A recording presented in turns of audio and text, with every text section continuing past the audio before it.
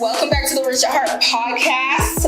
I'm Sharday. This is my host, Rudy. And we have a really cool guest on with us today, Selena. So Selena is a certified Reiki specialist, podcaster, author, creative. What do you call when you make the stuff that you be making, like the beats and stuff? She produces. Avatars. Okay. She does a whole lot. Jewelry, hairstylist. She be braiding up some hair. So she's here to talk to us about her own podcast, what got her started here, why she's doing the work that she's doing, and kind of just to educate us a little bit on the work that she does. And she's also here to have some fun with us and, get a little bit on the light side. She also has her own podcast, the Goddess Files podcast. You can catch that on Spotify. So we'll have those links down in our bio when we get this up on YouTube. So make sure to follow her. She'll be dropping some real vulnerable gems and parental advisory, period. You don't have long comments. It's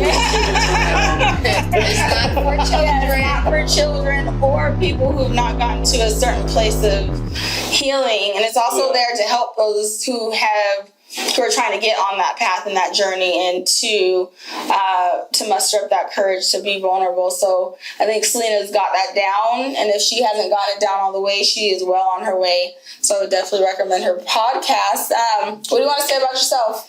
Ooh, Philly John. Yes, I'm Philly. Yes. I was born and raised in Philadelphia. I've always been creative, artistic. I like to paint. I write books. I write short stories. I write poetry. Writing has been my first love for as long as I can remember. I'm a trained dancer. I trained in ballet and jazz for 12 years.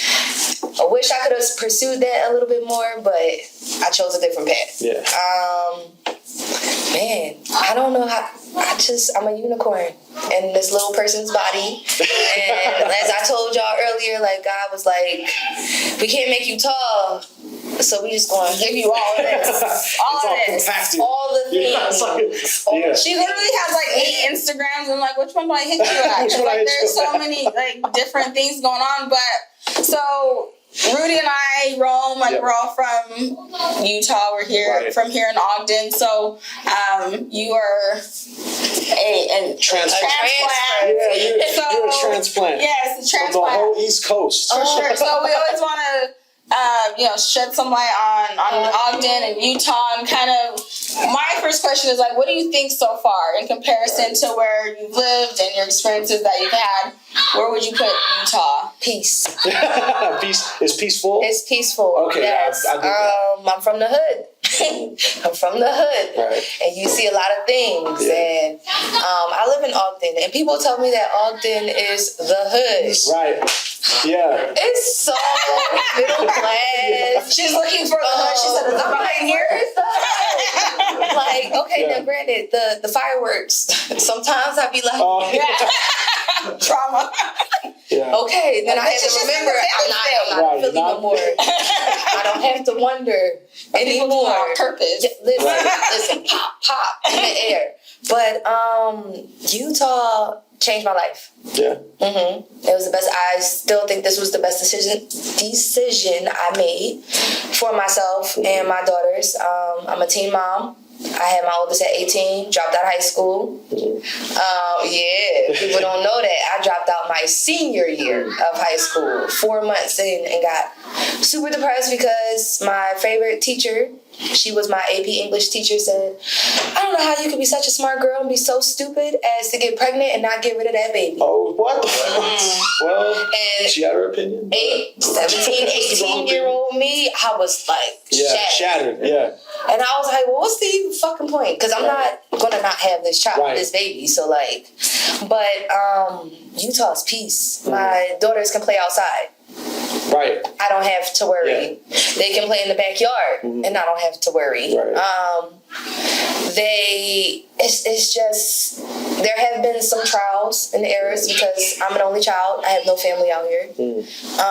Okay, let me back that up. My mom moved out here in 2019, but prior to that, there's no family out here. Yeah. And I've been out here for, it'll be 8 years in November. Okay. And It's been a journey, but I don't regret the journey. Yeah. At all. I feel like had I stayed in Philadelphia, this person y'all talking to would not exist. Well, I think that's funny because a lot of people like who have grown up here, they want to get out of here because of the lack of culture. There's like, there's not enough this, not enough that here. And I totally get it as far as like you expressing that Utah's safe. And I think that's the sentiment of a lot of people on the outskirts. And I was just like, okay, well, would you rather not have to worry about those things or getting a call from, authorities saying something happened to your kid just because you want, for the name of diversity and culture? Like, there's so many ways that they can experience that without, being fearful every day or not like knowing where you are. So I do appreciate you saying that, from coming from a place like Philly to a place like Utah, and even Ogden, Utah, and just shedding that light on it's just safe. It's safe. Right. It's a safe space for my kids. I don't get involved in all the stuff that's going on in Ogden with certain like documentaries on Netflix about organizations and I know what you stuff like that. So like I don't get involved. I stay in my lane. I just mind my business. Like she called it an organization. We know what she's talking about. It is an organization. It is an organization. We're going to call it what it is. I love that. No, but I wish it was more diverse, definitely. But I know my history. I know my culture. Yeah. My children, like I have no problem teaching my child. I don't leave everything in the hands of the school and their teachers. Good, yeah. But everything, my life has literally just progressed. Right. Since being in Utah. And when I was in Philadelphia, my mind state was completely different. I was surrounded by toxicity. I felt stuck. Right. I was in my own way. I was depressed. I was suicidal. I was in a really, really dark place mentally. And I feel like if I didn't leave, this was the last place I ever expected to be. Yeah. Yeah. Said everyone. Right. Like, ever. Like this. So this had to be in my plan somewhere in the grand design of things, because never. Yeah. When I told people I was leaving Philadelphia and moving to the West Coast, they thought California. Right. That's what everybody thinks, yeah. I have felt this connection to California since I was a child. Been there twice. I'm in love. I'm coming for you. I'm waiting for my children to hit adulthood. And then... Right. Okay. There's palm trees. Stay tuned for house. Palm trees got her and beaches. back, okay? And that's I'm a young mom. Yeah. Like, there's stages in our lives, like, you can be here for them now, for their safety, their protection, and you can go do what you want to, like, that TikTok that's like, I'm somebody's finance mama. I think you did that one. Exactly. So, I mean, we know what you like about Utah so far. So, do you have a favorite season? Summer. Oh, yes. I am a winter baby who I feel like I'm being tortured sometimes. Because I have such a summer personality. Right. Very much. Yeah, I would call it more spring. You're just January and I'm December. Yeah. And it always sucks, especially as a kid. You get Halloween. Right. Yes. I could have took that. Yes. I'd have been fall vibes. Halloween would have been is a close second. Just Halloween though. Not even fall. Just Halloween. Like if I could have Halloween every day of fall. I would put you more at spring though, girl. Like, cause I feel like spring's more like poppy, like like personalities up. Spring, things are coming to life. Yeah, coming to life. No, she just be in life. When she first, I met her.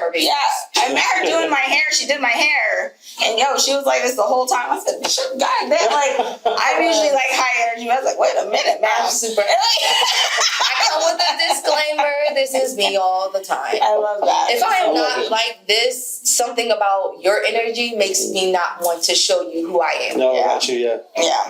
Well, I like it. I love it. Not everybody can. I warned y'all. Picking up where we may be lacking. Yeah. Love it. Okay, I'm good. That's That's cool. I mean, I think it's cool that you found, like, how you say, like, the peace coming out here. Because it's true, like, life's a lot slower here, you know? Like, and there's people who've only been in, like, the Ogden, even Salt Lake area and stuff like that, they kind of have a certain... Utah in general. Yeah, Utah in general, they have a certain, like, innocence to them. Yep. Because when we moved to Vegas, it was fast. Like, so many people there, so much shit going on all the time. Big city. It's crazy. And then, like, you learn things growing up in a city like that with a lot of people that you have to survive, you know what I mean? And just recently, like, I was in Vegas with a group for a bachelor party, and a couple of them had not been to Vegas before. So it was their first time out of Ogden, really. And I remember we was on the strip going to get tacos, and this dude was talking to them, but they started engaging in the conversation, but I already knew what dude was about. Like, dude's trying to hustle some shit, you know what I mean? And the dude's like, "Oh, let me hold the door open for you, but hey, you gotta come talk to me when you get back out, because I ain't holding this door for free." And they're like, "What do you mean?" Yeah. And they're like, "What do you mean?" They're like, "What do you mean?" And I was like, don't let people do things for you out here. Yeah. They're not being polite. They're trying to bring you in because it's a give and take thing. It's like, if I'm giving you this, you gotta give me that, or I'm gonna take something. So it was like, there's an innocence that people from Utah have that if, like, when city people come here, they're looking at it and they're like, wow, this is so different. Like, I can actually, like, let the guard down a little bit. I don't have to be so defensive. Well, what you just said made me think about a saying that I heard somebody say, like, if you're not being used, you're useless. Like, we're literally put here on earth to use each other. Like, if we weren't doing anything for one another on a daily, like, what would we be doing? Just like sitting in service. Like, you know what I mean? Being of service, receiving service. You know what I mean? Like that. Like, it's transactional. So, like, if nobody's wanting to use you, like, are you really, like, doing the most? Like, you know, like, are you reaching your full potential? If nobody wants to tap in, like, or tap in because, like, they know that you can help them progress the next time. Like, if you're, like, the furthest thing anybody's thinking about, like, when they're trying to, like, pursue something, like, you might need to, like, reevaluate, like, what you're doing. It's very true. But I also wanted to ask you, again, not being from here and coming in, because I've seen what's out here. Right. As far as potential mates and whatnot. What's the Utah dating scene like? Somebody peed in the dating pool. Somebody what? Somebody peed in the dating pool. Oh, somebody peed in it. Yeah, like they defiled the pool. Oh, Lord. In the pool, dating all the That's what it's like, I bet. Tell us about the dating scene, because, like, we don't know. I don't date. I don't know either, because my block game is strong, y'all. That's what's up. What's it been like so far? Like, red flags left and right. No, so just this whole tablecloth. People just want to text me. Like, I don't want you to just text, like, make moves. Right. Call, you know what I mean? Like, how you gonna say you're interested in me? You're not really showing me that you're interested in me. That's the innocence I'm talking about. Like, so sheltered here. What you doing 20 times a day? Don't hit my phone. Nigga, the same thing I was doing. You text me 20 minutes ago. Like, what do you mean? What am I doing? I said, now I'm ignoring you and blocking you because what the fuck? Yep. Like, no. Because, like, in Vegas, too, the dudes out there were just like, it wasn't like texting. It wasn't even getting your phone number. It was like trying to get shorty home. Yeah. Like, they was like, what's up? Yeah, like, just straight up go to like, what are you doing later? Hey, you know, me and my friends are doing this. Like, what are you doing? We should come over here. Don't fuck with them. Like, you know, all this shit. Dudes out here are so... We're in the generation. Yeah, there's just some innocence up here. Like, sneaky. They're hiding behind a text. Yeah. What are you doing? Yeah. Well, don't you want to see me later anyway? So, like, let's just, like, talk. There was this one guy. Yes, we need stories. I got story times. I got story times. He gave us not to sleep. Did you read it? You might have read it in my... Okay, I'm on a rant. And I can't tell you all of it because once I'm done with you, I remove you from my memory banks, low key. Like, you can't remember his name? No. Okay, that's fine. We don't need names. But he was a November Sagittarius, and them motherfuckers is weird. And I say that as a December 11th because we lit Sagittarius, okay? November Sages be weird. I got one friend that's a November Sag, and she not even all the way a Sag. She on the cusp of Scorpio Sag, which is weird. But she ain't even all the way my friend. Like, no, that's she know who she is. November 22nd. That's my boo. But she the only one. She the only one that made it past. Like, we just vibe. Okay. But this dude, November Sagittarius, that motherfucker was crazy. But in the first 24 hours, okay, I met him on a dating app. The dating app is gone. It no longer exists on my phone. Hinge. I had hope. Nah, it's hard out here for a pimp, y'all. No, I'm playing. Is that the one that they say it's designed to be deleted? Yes. So this one was deleted for a while. It was yes. Bad promo. Yeah, hey, y'all did not do what you were supposed to. Didn't give what you were supposed to give. No, This podcast episode is not sponsored. It's not. I hate to use these overused terms, but he gaslighted me. Oh. He was like, and he made it clear, like it was okay. I'm part of the LGBTQ community. We lit, okay? So he found out I'm bisexual, and his immediate, we can go to the strip club and have threesomes. That's the first place the mind goes for. I was like, it's a no for me, bro. You talked about that. Yeah. Because how dare you? Mm-hmm. Like, are you trying to get to know me or this? And then if you can't get to know me, you'll never know this. Right. Mm-hmm. Yup. I've been celibate for a minute. And yes, over a year, about a year and a half now, I've been celibate, and it's been amazing. Yeah, I'm still surviving. That's blasphemy. Sometimes it get hard out here. Sometimes I'll be like, just. I got to plug on something after off camera. It's still not always the same. But anyway, okay. I'm going strong, y'all. I'm still a part of the celibate game. Yeah. And I love that. I've never met a celibate person. This is not my first. It's not my first go round. On purpose. My first time I was celibate, it was about 4 years. Oh, you can have multiple bouts of celibacy. Whoa. I did. So does that make you like? It doesn't like you're not saying like you're like a reborn virgin. Like no, okay. No, I did it in. Walking the aisle, like, going to the altar, having the. All my sins have been erased. My younger days. Pronounce you're born again virgin. My younger days, I might have been an info. I had a problem. I had to learn sexual discipline. Podcast, yeah. She goes into that on the podcast, which it's a dope podcast. Again, the Goddess Files podcast. Go subscribe. What is that? I'm on Apple, Spotify, and Anchor. But yeah, I had to learn a lot of sexual discipline, and I've learned lately. First of all, I love telling people I'm celibate. That's crazy. Because it weed out the motherfuckers that's not there for me. That's true. That's good. That's really good. Yeah. Because this guy, I said I was celibate, and he was like, challenge accepted. Oh, yeah. Blocked. I'm just kidding. Listen! Block game. Because, like, what? I was like, okay, so no. We just, I'm going to leave you alone. And first of all, I ghost. I don't gotta tell you shit. Right. It's like you never existed. Yeah, like I don't have to tell you shit. She said, she disappeared off the face of the whole ass earth. Facts. She disintegrated. Did she really exist? Did I really meet that girl? No. And then by the time you see me again, I got a whole different look. So you never know. My best friend is like that. She decided she when she's done what she has. Like I'm cool off you, but she said end by. I was like, you don't want to give her a few days, like no, like grace period.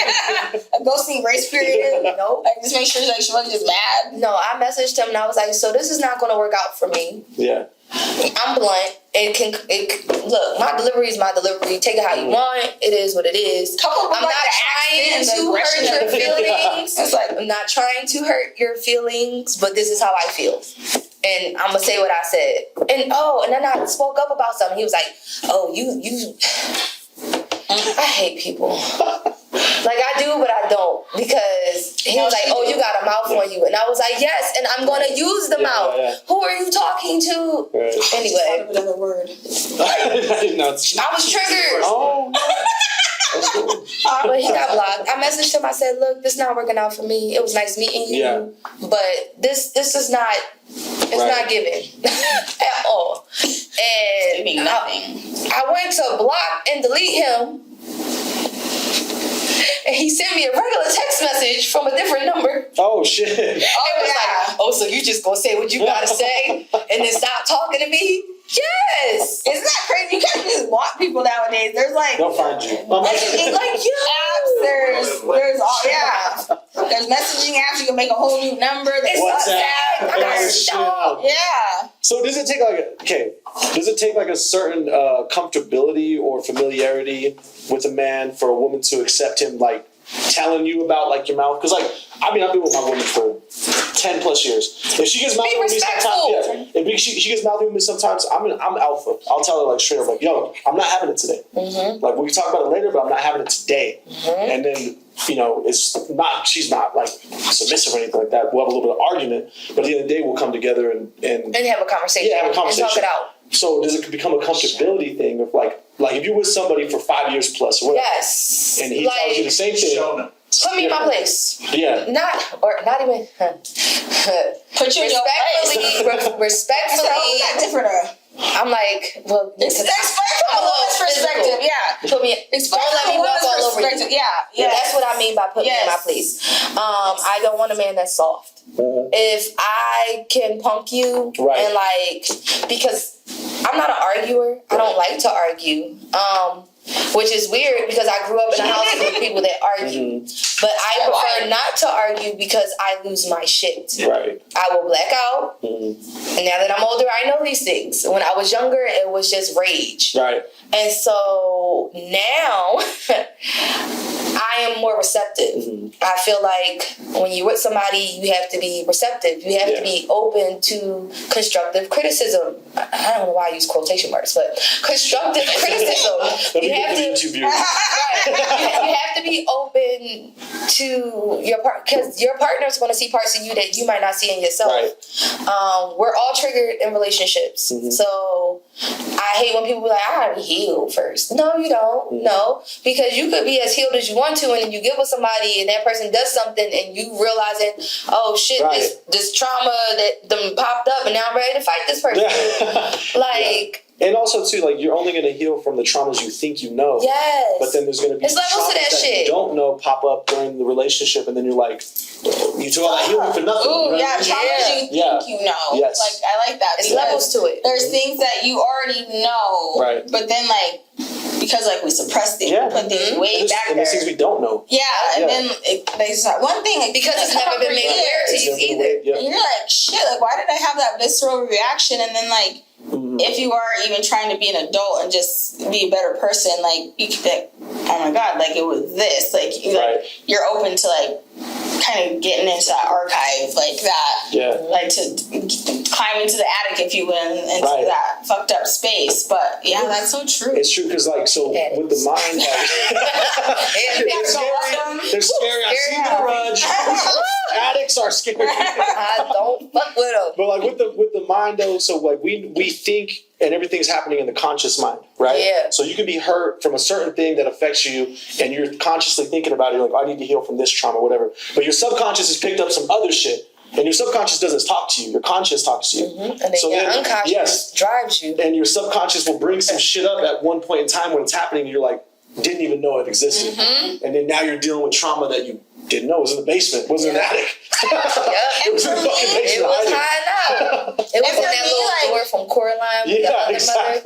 That creepy space. Oh, she said Coraline. Yeah. Awesome. Anyway. It was a good jaunt. It was a good jaunt. Yeah. Can you give us the correct pronunciation of joint? Because like some people like that joint. I'm like, it's not joint. No, it's not joint. It's like it's jaunt. JAWN. Jaunt. Jaunt. Yeah. John is every. Tell us what a John is. John. Like a thing. John. A noun. John. I'm a John. Right. Damn, look at that John walking down the street with that fat ass. Okay. Yeah. John. Right. A Damn. noun. That John got some tight rims. Car. Right. Like, you're a John. Yeah. Your shirt is a John. Yeah. Your hair is. Damn, these Johns is nice. Yes. Okay. Everything. Yes, everything. What's drawing? Oh, yeah, what is drawing? What is drawing? Drawing. Drawing is being extra. Like Okay. you, and I don't know how to say being extra. I say you drawing. Like drawing is extra. Like There's you're an L doing in too it. much. Drawing. Yeah. DRAWLIN. Okay. But if you back home, everybody gonna spell it different. Okay. There's that. Like drooling or something. I heard the new slang is capping, and I didn't know what that capping is lying. Yeah. And I was like, what the fuck is capping? Like Captain Crunch? No. No, nigga, it's like, that's cap. Like, that ain't even true. I hate that. I don't like cap. You don't like I'm cap? not using cap. Nope. What do y'all say for capping? You lying. You just straight up lying. Just straight up lying. You lying. What do you mean? Fake ass motherfucker. Yeah, like, I be drawing, bitch. Okay. Oh, she got to roll up on him like that? Yeah. I had a name.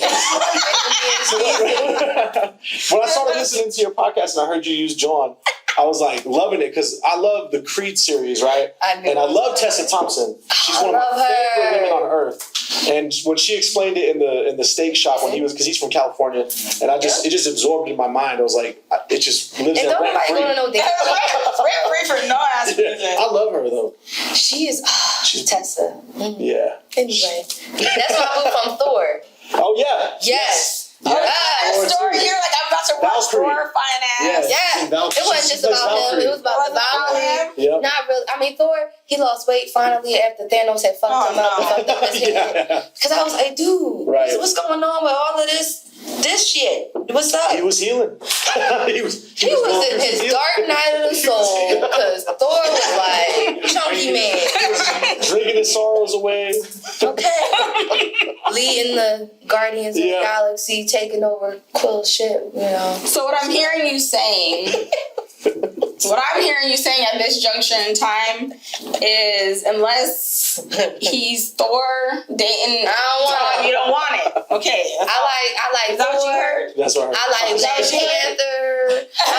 I like Scarlet Witch. She could be my bae because she killed people like Harley Quinn. Especially in the new that's movie. Crazy Girl. The Scarlet Witch and the Doctor Strange movie. How she did. They're about to geek out. Professor X and shit. Like I said. Oh, I grew up on Baby Skin. I mean, we got the Brown family. What's up? When she came in and killed like Mr. Fantastic. Yes. And then the dude was like, he could whisper. She was like, how? She straight up exposed. Just took his mouth away. He's a comic book character. What's his name? I can't remember his name. But his power is to amplify his voice, right? And so he amplifies his voice enough and it kills you. So they were like, that's our ace, right? That's our ace in the hole for her to kill Scarlet Witch. And they're like, we're gonna let him. We're gonna let him speak, and basically he's gonna end you. And she goes, "How's he gonna speak?" She snaps her fingers. She closed his whole mouth, so he couldn't speak, and so he freaked out and spoke. Blew his own mind and killed himself. Roy's shit like traumatized her, and she's like, "I forgot he went outside." That's safe here. Remember, it's okay. It is. It's just the way. She had flashbacks. I'm like, on the ground. I'm out the door. She was gonna army crawl. I said brief intermission. Our guest is Sean. Hold on, just 1 second. Sorry, y'all. Okay, 1 second. Moment. I'm back. I'm good. But dating out here is trash. A trip. I tried to talk to this chick. Oh yeah, let's talk about that because you do go. Does celibacy include both sexes? Yes. Oh, okay. Yes. I can touch myself. Okay. Now I do like to be touched. It's not to say I don't like to be touched, but I can touch myself. Celibacy is more of a spiritual thing. It's turned more into a spiritual thing. I'm very much aware of who I share my body with. I have reached the state of my body being a temple and knowing it, and like knowing that when you have sex with multiple people, you are attaching yourselves to those people, to their traumas, to their past partners, to anything fucked up that's residing within them and their energy field and their spirit can latch itself onto you. And in my younger days, I was all down. Friends with benefits, fuck buddies, all of that, because I didn't want any attachments. I used to, what's the word? Disassociate, maybe? I could separate sex and feelings. Oh yeah. So like I could fuck you and kick you out and just be like, don't call me no more, and not feel anything for you. It's pretty crazy because a lot of guys, like, if you were to tap into like a lot of these manosphere podcasts and videos, they're like, women can't do that. That's a man thing only. Ask about me. Yeah, and I'm like, I know women who say that. Too, Yeah, like, I'm like, I know sure. women who like have done shit like that. But I have to like most women do that? I don't know. I don't think so. But a lot of these guys are like, no women can do that. Yeah. He's like, if you messing with, like, one guy, he's like, you messing with the woman, she tells you she's had friends with benefits and they don't mean nothing, you need to cut her off because she's secretly in love with these dudes. And if they hit him up, they're gonna get the draws, and you're gonna be left there heartbroken. I'm like, bro. Usually the opposite is been proven true for me. Yeah, no, I think that's like and that's why I don't want to have sex no more. Right. I think that like we again as women, as nurturers, as I don't think that's true either, that we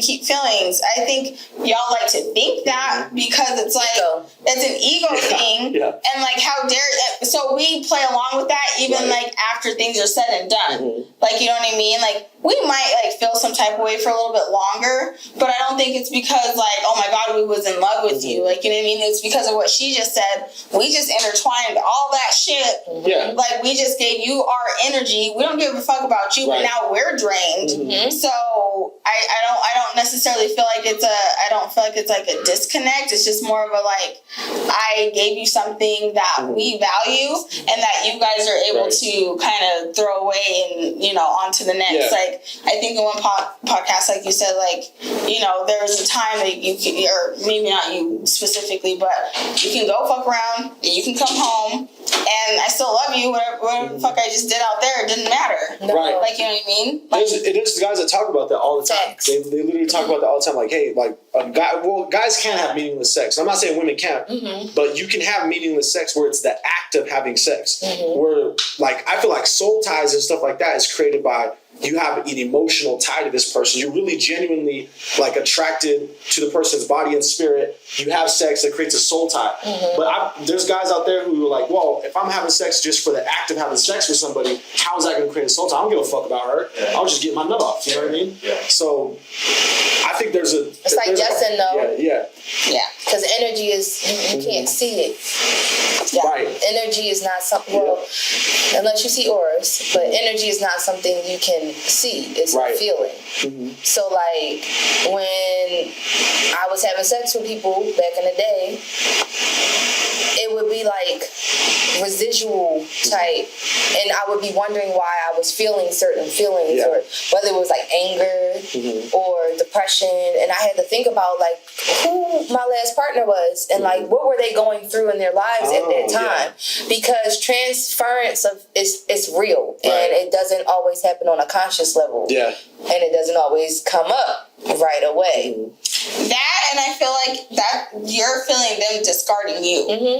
Like that's when we feel that way. It's not necessarily we cared about you as a person. Like we feel you discarding us, and then that's when that starts to set in. Like it might even be like a very short period of time, right? But for that minute, like we feel that because at that moment, y'all, just a minute. But see, I've been told that I'm like a guy. That I think like a man. You probably do. You're a Sagittarius. From the podcast, I would say you're probably the prime. I reside more in my masculine energy than my feminine energy. And you're comfortable there. Yeah, I would like to be. I am working on currently being more in my feminine energy and space. I have been in my masculine energy my entire life. It's a survival thing. Right. Yeah. Fight or flight. Yeah. I'm still trying to survive out here. I'm still a single mom. Shit is still hard. Yeah, I want to be able to breathe with somebody. Come home and have them be that peace, and that's not. And don't be adding no bullshit. Like it's enough bullshit out here in the world. I could create my own bullshit. Don't bring no extra outside bullshit to me. So like, That's it. So do you feel like it's a part of you because, like you said, you grew up playing sports and stuff like that, and you were. I'm a super tomboy. Yeah, you showed it. I still try to sit with my legs closed with this skirt. Do you always have to have that connection though? Like whether it be going to the gym, being healthy, or playing sports or something, because like that's a part of you. That's who you are too. So you don't want to give that stuff up, or can you? It hasn't gone anywhere. I'm androgynous. Ooh, would you consider yourself androgynous? Yes. I think that's cool. Yeah. No, I like it. Yeah. It took a long time to come to. I have a very strong face, and growing up, I was a tomboy. I was always around boys, and growing up in the '90s, being around boys, at least back home, it was like some love and basketball type shit going on. Like I used to play basketball with people. I played football in the streets with the boys. I tackled and could be tackled if you could catch me, because I ran fast. And I've always felt like I was in this unconscious competition with boys, because boys seem like they got so much more opportunity than us girls did. I used to want to play football with the boys, but was like, you're a girl. Don't play with the dolls, with the girls. Go fuck them. I want to hit somebody. Like, what do you mean? So again, Jesus. Yeah. How many other girls were like you though? Because that's curious to know. Yes, but I have a follow-up question to that. Not a lot. I was definitely the tomboy and the one that they didn't know what I was. Yeah. You know, I was real skinny. Around 11, middle school, got my first girl crush. And I still ain't gonna say who that is. Just on the off chance she see this drawing, she don't need to know. She ain't coming to you, Thomas. You never know. Okay, but she needs peace. People, like we just. But she was my first. She was my first real girl crush, and I didn't say anything because in 2001 it wasn't okay to be bisexual. That's true. You got called. Now in Philly, it wasn't okay for me to be that. It was like if I played with the boys too much, then girls would call me a hoe or a slut or like slut shame me and stuff because I was playing with the boys, even though at that time I didn't even dress how I'm dressing now. But it's whatever. Very but then the girls didn't like me because I'm like a boy a little bit. Like and I played male attention. Yeah. That they wanted, so they're gonna hate. Well, as men, what do you guys think about women like that? Because me growing up, same thing. Like, we don't have the same build. I've always just been. Girl, you think? Yeah, that's all. Like, I'm trying to get the hips, girl. This is food, KFC, food, Popeyes. No, but like chicken and everything. Come on, food. Sorry.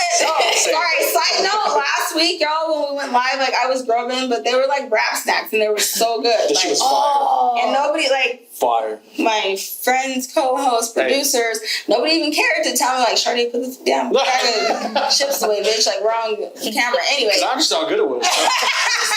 But my question is like, how do men feel about women like that? I played sports. I also dated, like, everybody knew that I dated women throughout school. High school and stuff, and so I got a question on Instagram. It was like, why do you give black guys a time of day? I'm like, I get anybody a time of day. But like any man, like, you know what I mean? But I'm just wondering like how guys like y'all like saw girls like us that were a little bit more athletic. Like we had a lot of them in our school. Some of them liked me. I thought it was I thought it was cute. I mean, I dated a couple the girl next door. of girls that were considered tomboyish. Like one of my girlfriends in high school played ball. Like she fucking loved playing ball. She could ball me up sometimes. So that wasn't a turn off. It wasn't a turn on. It was kind of a turn on because like I don't know, myself, I'm a competitive person, and if you can match my competitive nature, like I find that attractive. Like it's something that's like, you know, in me, and if it's in you, it's like, oh shit, okay. You know, what else you competitive about? So it's not like those girls were turning your head more than like or the girls that weren't like that, who were like, Yeah, I guess- maybe the cheerleader versus like the athletes. That's a was good a question, cheerleader. because I mean, I don't know about you, Of girl, course you but were. I mean, I wasn't super attracted to like the girly girls.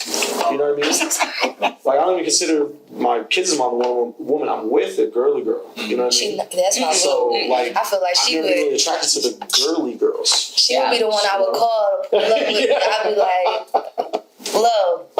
Oh my Can God, you- I she'd be don't know, like, where's do that? Like, what she do? And if she feel like it was justified, she's like, all right, we going. We're gonna go. She's smart about it too. She's like, I got shit to do. Like, I'm just gonna. We can't just pull up for no reason. Like, what happened?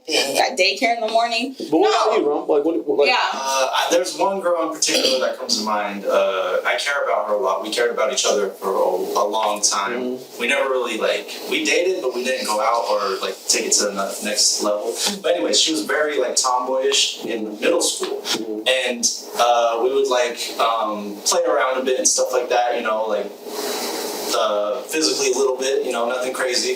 But I think not until she came into her element in high school and in college, she like really glowed up and became feminine. And it was hard to see her, not hard to see her like that, but like it was like, oh wow, I can't believe you're this way. Like you're so beautiful. Yeah. But I still think of you in middle school how you were.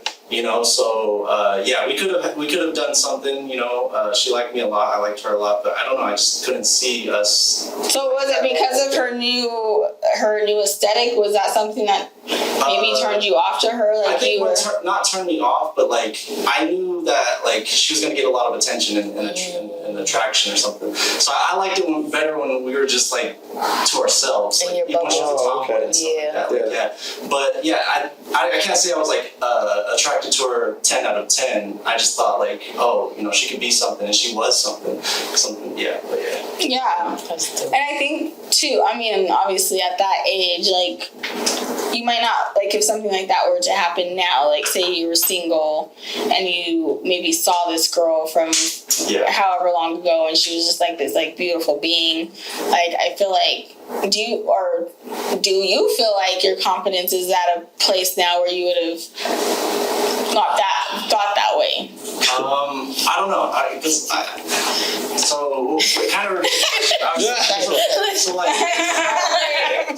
so she's like how she was in college or something, because like right now she has kids, she's older family, so but I don't know, I never thought about if I was single and what it'd be like, so I don't know. Well, yeah, I'm just saying, like, because in high school, middle school, like, you don't have that confidence about yourself, especially if you already don't have it. You're just like, she's never gonna look at me, like, you know what I mean? Like, we have this connection on like a deeper level, like outside of her outward, but now that her outward is different, like, there's no way. But that's you thinking that, and like, you never know if she was like sitting back, like, damn, like, what happened to him? Like, why doesn't he? Why didn't he make the move? Yeah, like, that's the thing. Why is he acting different? Yeah, like, more you know men what I mean? need to make the fucking move.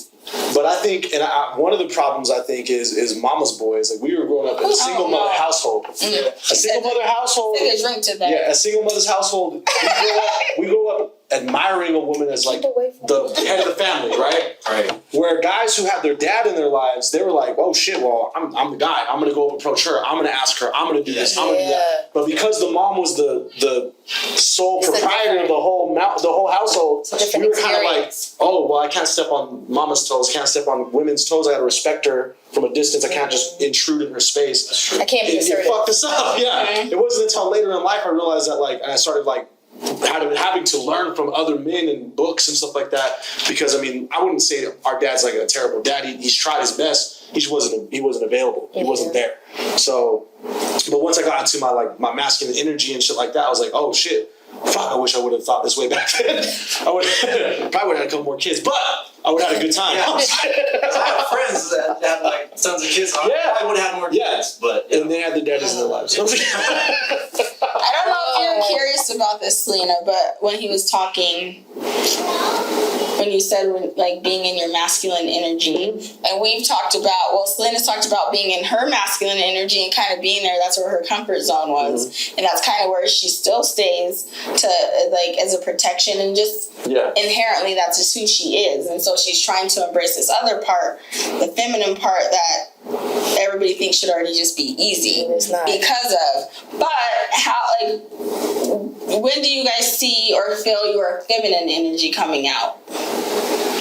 When I was, especially as a young man. And like now, like in a day, How do you integrate? Yeah. So emotions, right? Because emotions are a feminine thing. I like it. So going into your like your IG handle, Callisto Moon, right? Yes. So moon energy is like a female energy. It is. Right? It's Water. it's a divine feminine energy.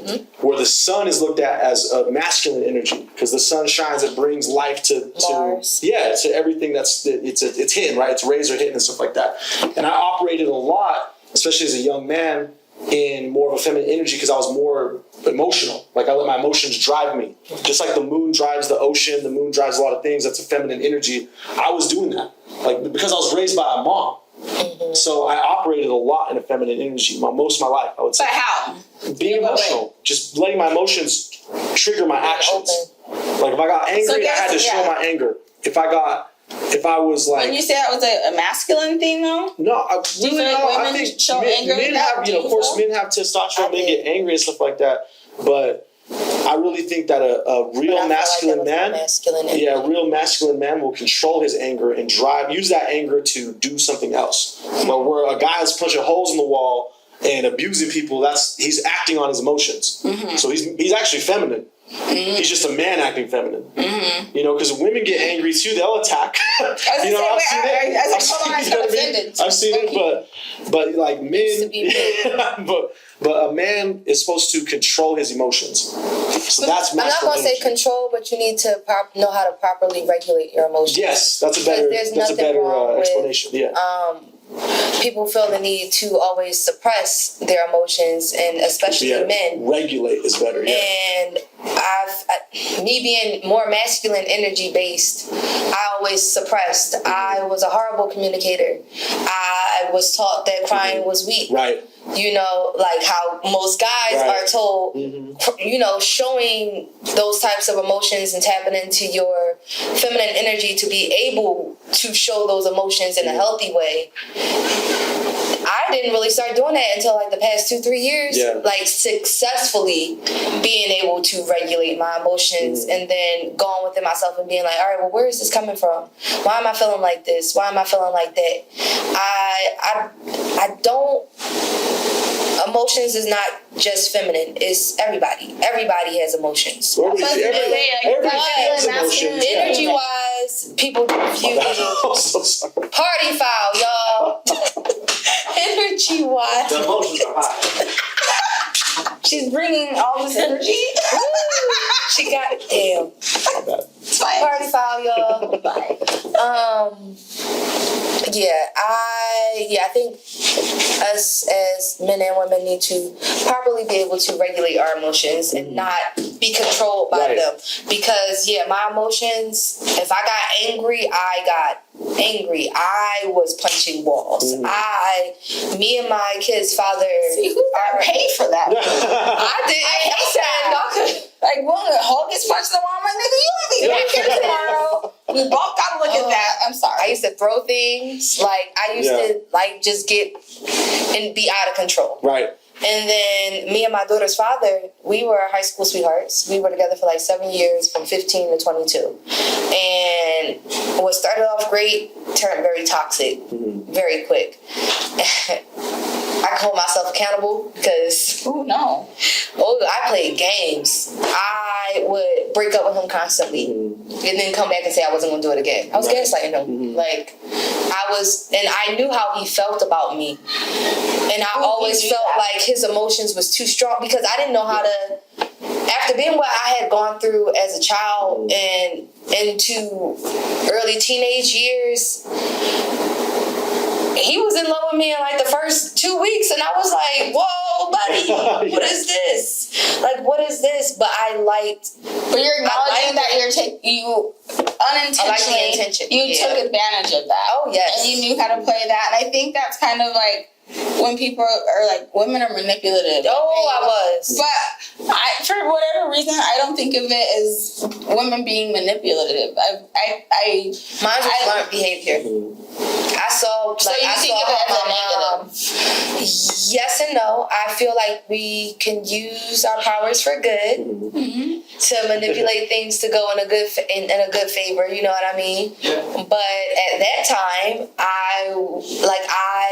it was weird because he used to buy me a lot of gifts. That was weird to me. Getting any type of real male attention that would seem positive felt very foreign to me. And him being in love with me very soon, I remember he told me, and I was like, oh yeah, I love you too. But I didn't really mean it at the time. I just said it because So like, if I don't, these other things, then he gonna leave. Right. If I don't feel the same way, it's gonna hurt his feelings, and he's gonna leave. Yeah. And I don't want him to leave. I don't know what I want with him, but I don't want him to leave. And throughout high school, because I met him at in the 9th grade or something. I said after summer. stomp. Did y'all have stomps? Yes. Like, this is how he got me. This is what even made him. And see, this is how I know I was a young John at the time. But I was in the 10th grade, and I was coming out of French class with my bestie, and he came in the hallway, and he was like, yo, Selena, you got a man? You got a boyfriend? And I was like, no. He was like, well, you do now. And then I was like, I like the audacity. Yeah. I'll be your girlfriend. And it just went from there. But then after that, it was just I felt love bombed. Yeah. Another term. You know, I learned about his childhood traumas and stuff, and we had gone through a lot of similar experiences. And obviously, at 16, I didn't know what trauma bonding is. I didn't know what any of that was. And I would break up with him constantly. And every time he'd come back, he'd be like, please don't do this to me again. And da-da-da-da-da. And I'm like, I'll never do that to you again. And then I see somebody else that walk past, and I'm like, damn. She rose up. I'm like, but I didn't want to cheat on him. Right. I had been cheated on, but I knew how to cheat successfully and not get caught.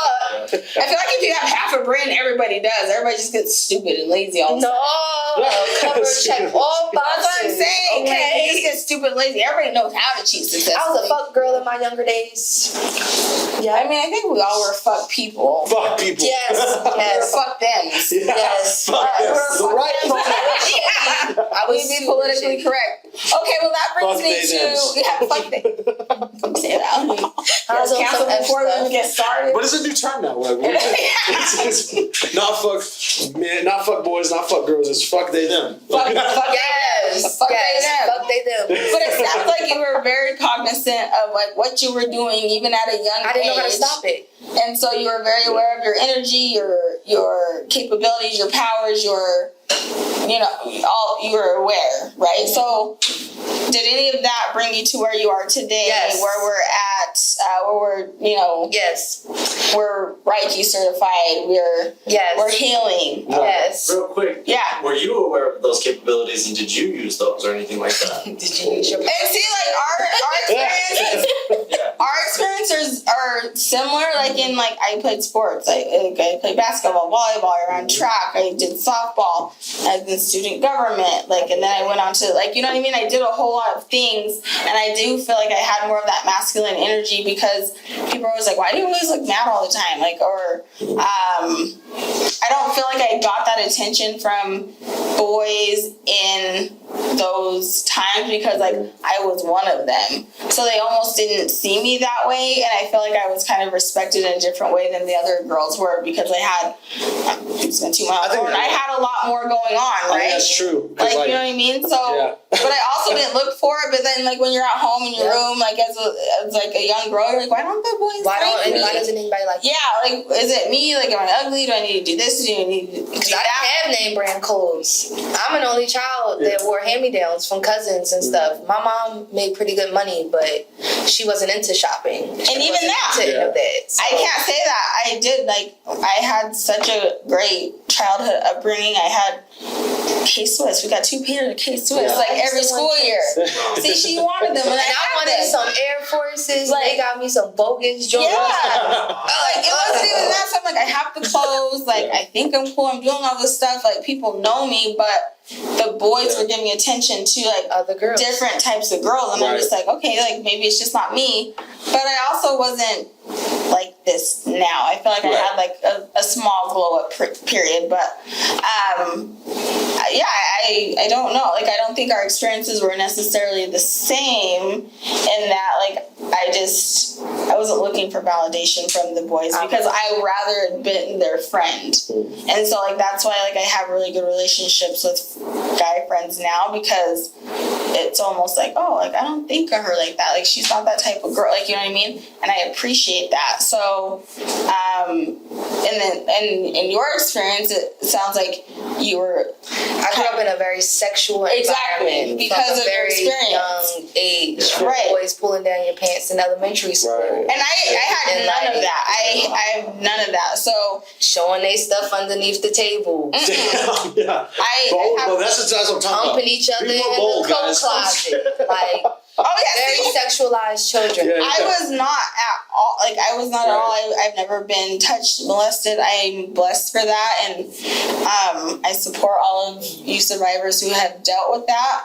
But I was just coming from a different place. You know what I mean? As far as, like, relationships with men go, I was looking for something different because of my experience. She found something different in her experience. So while we were both tomboys, maybe, if you will, like. And just like even now, like, our styles are very different. The things that before the show started, we were talking about the things that we're into. Yeah. Very different. Like, you know what I mean? Oh, yeah. But it doesn't mean that we don't vibe any less. Like, you know what I mean? So I just think it was, like, different in that realm. But we're just all curious about, like, what brought you to, like, after all that, like, if you listen to her podcast, which you need to. Yes.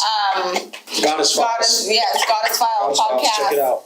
On Spotify, and she got a link tree that links all the other shit she does. Yes. It was a lot. But anyway, like, what brought you full circle to this place to think that for you to feel like you were in a healed spot to even begin to even fathom doing healing work for other people?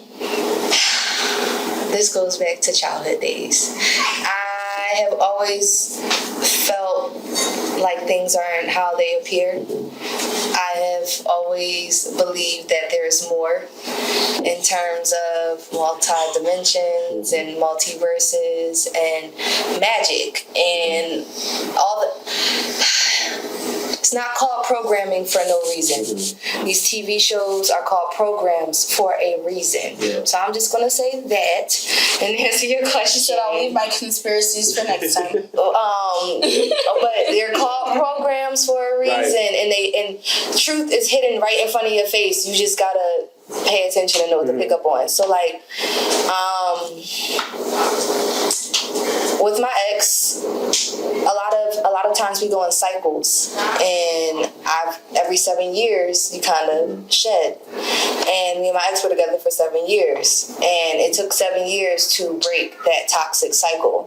We got back together, and I said I was going to give it a real, actual chance when I got pregnant with my daughter. He was excited. I was not. It was my senior year of school. I had plans, and his plans and my plans didn't really align, and I never intended on living in Philadelphia. It never felt like home. It's home, but it's not home. And so... home is where your safety is, and everything that you went through is not safe there, right? Home. So, like, I always had questions. Always had questions that didn't seem like they could be answered. And I didn't really jump into my healing, spiritual, whatever you want to call it, journey until I moved out here. It, like, propelled me because I felt like I could finally think without being tainted from all these voices in my head around me, belittling me, breaking me down, telling me I can't and stuff like that. So, like, after I got away from my family, I I could hear. And so my older cousin, he is 9 years older than me. Us only children, we bonded, okay? Yeah. Because we didn't have nobody else. Right. And he's 9 years older than I am, and had always been into African spirituality, with dealing with Kemet and Egyptian gods and stuff. So like I started studying like the 42 laws of Ma'at, and my tattoo here is of Bastet. She's an Egyptian god. Yeah. I'm just going to let y'all read up on her. But and you ain't gonna see her stomach because she's celibate, so don't even. I mean, oh yeah, you can see that. I post the occasional thirst trap. No. Just to let y'all know I still got it. Still here. Okay, I'm still here. But I moved out here. I started studying, and I've always been a knowledge seeker. Yeah. Knowledge is power. I'm constantly in a state of learning. I like to know about everything. I know it's impossible for somebody to know everything, but I like to get my hands on as much information as I can. That's how I feel too. Yeah. So like, I feel like the path I could have gone down was science, but then I'd have been the next Tony Stark. That's how I feel. Yeah. And if y'all know who Iron Man is, then y'all know. But I realized out here, because when I moved out here, I was celibate.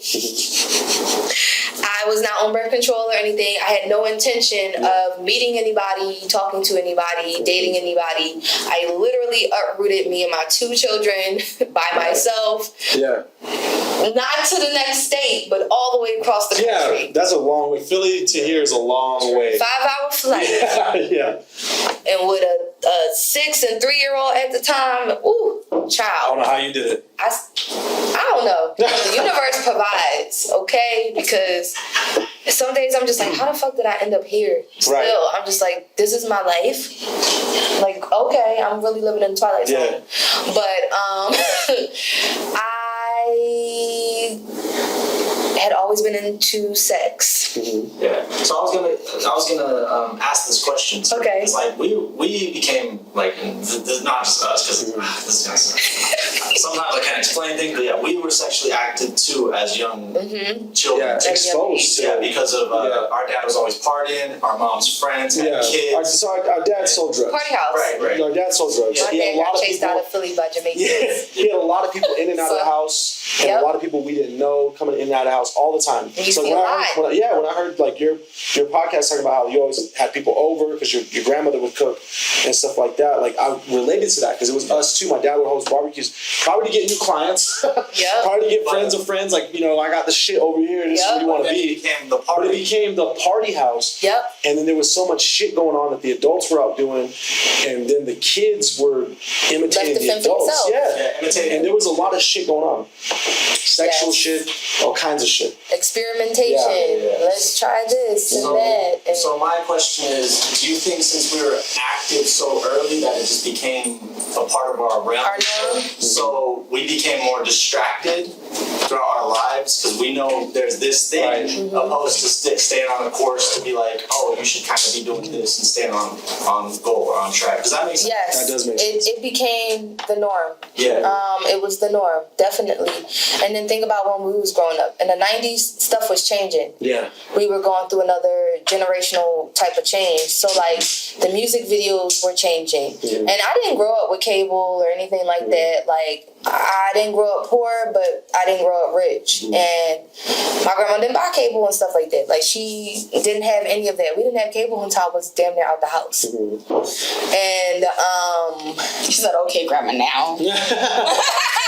I've been left out of that on purpose. Listen, but it was shoved down our throats too. Yeah. It's programming. So like the music videos that was coming out, I can say that influenced the way I started dressing as a teenager. Yeah, absolutely. I wanted to dress like Sierra. I wanted to dress like Beyonce. I wanted to show my stomach and have the short little mini skirts and stuff on because these are the people that I'm looking up to in these music videos and stuff, and that's what they wear, and I want to be cool like them. And then for the sex and stuff, very much overexposed. People coming in and out the house. Seeing certain things that I shouldn't be seeing. Walking in and seeing people having porn on the TV. And I'm like 10, 11, you know. Yeah. You know? And not knowing what that shit is. So when things was happening at a certain point, I knew what molestation was, but I didn't know what it was. Yeah. And when it's happening, you don't know what to do. What's going on? Normal, I guess. Yeah, it's just right. Yeah. Well, Because your body will like it's not normal. It's wired to feel certain things when you touch certain parts. And it's becoming arguments in the Supreme Court. Oh, shit. I'm sorry. No. But your mind is like, what the fuck is going on? Yeah. Your body's like, ooh, I like this. Right. Yeah. So But in your head is like, this person shouldn't be doing this to me. What is going on? Right. Make it stop.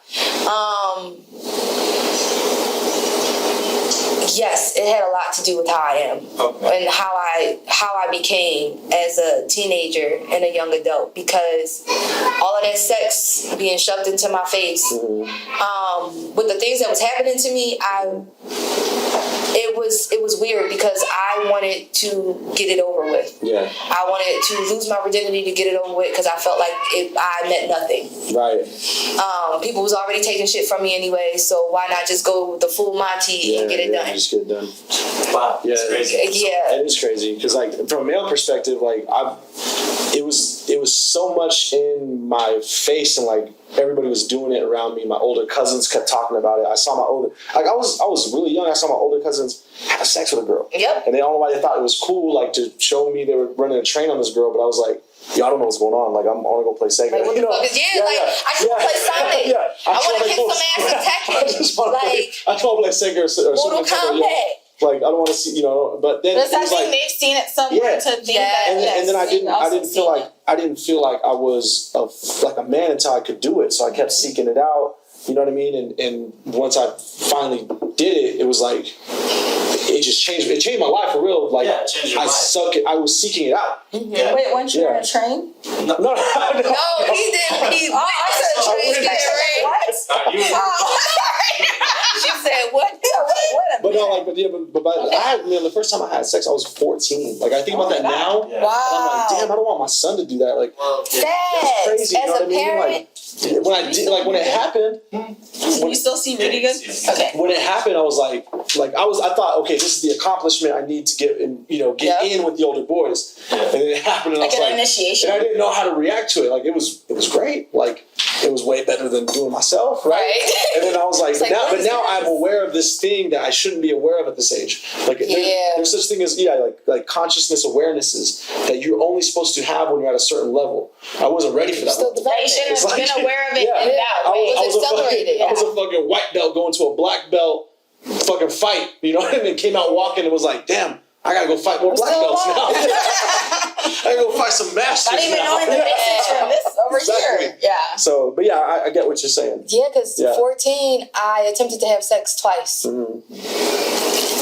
I was like, I can't do it. It hurt. It was we didn't even get it in before. I was like, you gotta get off of me. I'm going home. I don't know what the fuck y'all was doing. Mm-hmm. And I wanted to get it over with because in middle school, my friends was talking about it. Have something to talk about, relate to. They were talking about, I lost my virginity this summer with such and such, and I was being molested by my mom's boyfriend. Mm-hmm. So I knew what sex was. I knew at this age, 13, 14, I knew what was happening.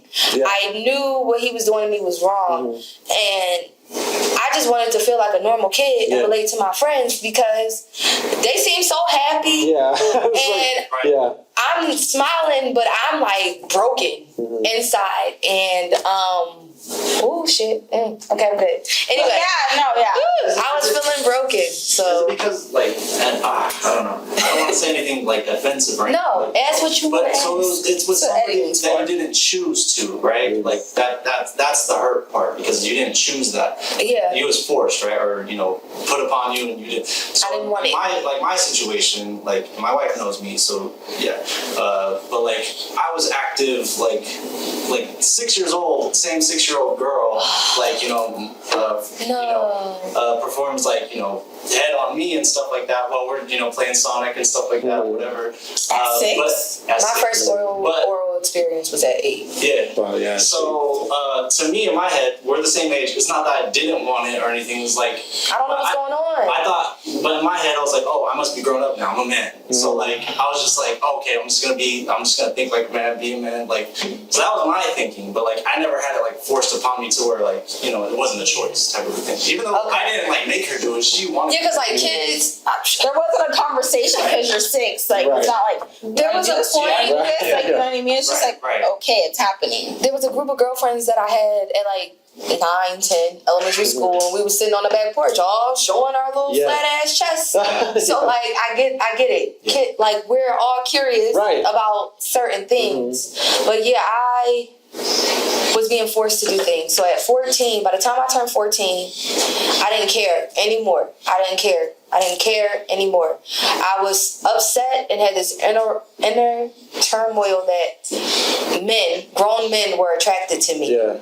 Why are these grown men attracted? I have a baby face. Mm-hmm. Right. Just because I got all of this don't mean it doesn't mean anything. So why? 5'2". Like I'm a munchkin. Like I look like a child. Yeah. So like, why are these grown men attracted to me, and why are guys my age not giving me no play? Right. So now I'm gonna change how I'm dressing because it's Beyonce, it's Sierra, and all of them, and I want attention from boys my age. I don't want attention from men. And going into high school, I went to high school with the mentality like I'm a woman, so to speak. Like I got this body and stuff. Like I'm a woman. So like 9th grade, there were 2 guys. One I was friends with like both of them. They were my boyfriends for a minute, and we tried, and it was unsuccessful. Mm-hmm. So I didn't lose my virginity until I was 16 when I was with my kid's father. And man, all of those choices I made as a teenager, young adult, like now, where I am now, I wasn't aware of how toxic I was until I got out here. Yeah. And because it's easy to put the blame on everybody else about how toxic people are, but people are reflections of ourselves. So if I'm saying you a piece of shit, deep down somewhere I might feel like I'm a piece of shit. You're involved with them if you have a relationship and you're still continuing it. Right. So I had to learn not to enable. Mm-hmm. And I didn't really learn that until my last relationship ended because I was an enabler. The healing journey, I got tired of looking in the mirror and not liking who I was. Yeah. Or and picking myself apart the same way that grandparents and aunts and everybody else picked me apart. So I would just look in the mirror and see all the negative shit that people were saying. For a long time, people said I would be like my mom. My mom was not. She just wasn't what I needed as a mother growing up. And so they thought I was going to be a hoe. They thought I was going to be on drugs. They thought I was going to be an alcoholic. They thought I wasn't going to ever have any type of stability because I grew up in such an unstable environment. And I'm none of those things. Yeah. So I'm just wondering what you guys think, like, because we were talking about, like, these hot button words, like, especially when it comes to relationships, like toxic, narcissists, gaslighting, love bombing. Like, these are all things that have just, like, come about. What does toxic mean? Like, do you feel like it's like literally toxic, or is like, does it have to be like just that one person exhibiting toxic behavior, or does it become toxic when both of you accept it? That's a good question. And acknowledge it. I think, if you look at toxic, right, it's not like poison. Where poison, you immediately feel it. Mm-hmm. But toxic is something that slowly affects you. Toxins slowly affect you. You don't understand the effects until it's really affecting too late. you. Yeah. So a toxic thing is something you're ignoring, but you know it's bad for you, but it's still seeping in, and you're ignoring it, and also kind of like ignorant to it, right? Example. So that's toxic. My ex, I knew he was cheating. He's a horrible cheater. He got caught. Like, low key, just don't get caught, my G. See, mine's of a Sagittarius. But he always got caught. Yeah. I always knew. And I knew, but I was still accepting that, even though I knew I deserved more, I deserved better. Like, you go against yourself. You go against yourself, and I think that's that accepting that toxic behavior. But I think that's because there's something within ourselves that we haven't quite figured out so yet. that's what makes it toxic. What he's doing is slighting you and wronging you, but then also you accepting it is slighting you and allowing it is slighting yourself, wronging him, or wronging yourself and also wronging him, because like you're teaching him it's okay to treat me like that. Yeah. And I feel like it's like we always say, like we're teaching them that it's okay to treat us like that, but it's like we're telling them that it's okay to continue to treat women like that in the future. Oh, right. Because like we're not going to, like, if you're smart, like you're not gonna stay, but he's gonna go on and be like, my ex dealt with. Once I started XYZ. standing up for myself towards the end, and you see your relationship ending before it ends. I knew when he proposed that we wasn't gonna make it to the wedding. Right. And I wanted to embarrass him when he proposed because I felt like it was a bullshit proposal. Sagittarius. And he's a Sag. Yeah, we were 6 years apart. Yeah, I learned. I also feel like he was my karmic relationship and twin flame, because I had treated my kid's father so bad. The way my ex was treating me, I had treated the girl's dad that way. I love that you can say that. And it comes full circle. Y'all think what goes around don't come around? It will. It comes around and said, yeah. Everything he was doing was very similar to things I had done. And I was just like, motherfucker. Right. This hurt my feelings. Okay. Now I really know how he felt.